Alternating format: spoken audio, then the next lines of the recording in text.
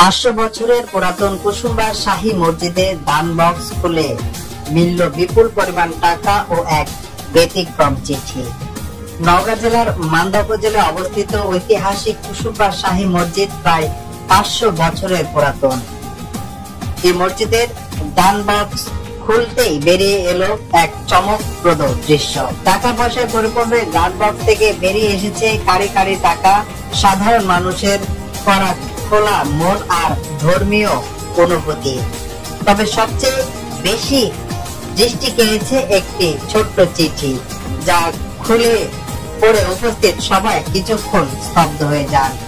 চিঠিতে লেখা ছিল, মহান আল্লাহ তাআলা সাজিদকে আমার ভালো বন্ধু বানিয়ে দাও।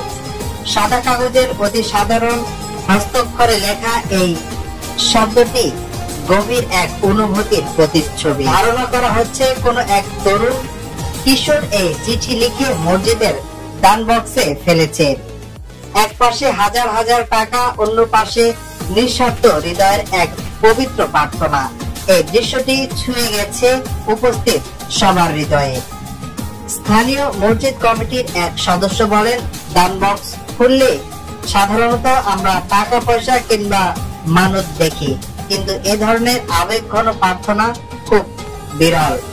বোঝাই যায় মানুষ এখন হৃদয় দিয়ে বিশ্বাস করে এবং চায় প্রিয়জনকে। সামাজিক যোগাযোগ মাধ্যমে ইতিমধ্যে চিঠির ছবিটি ছড়িয়ে পড়েছে এবং অনেকে মন্তব্য করছে, দোয়া যখন হৃদয় থেকে আসে তখন তা এমন সরল হয়ে ওঠে।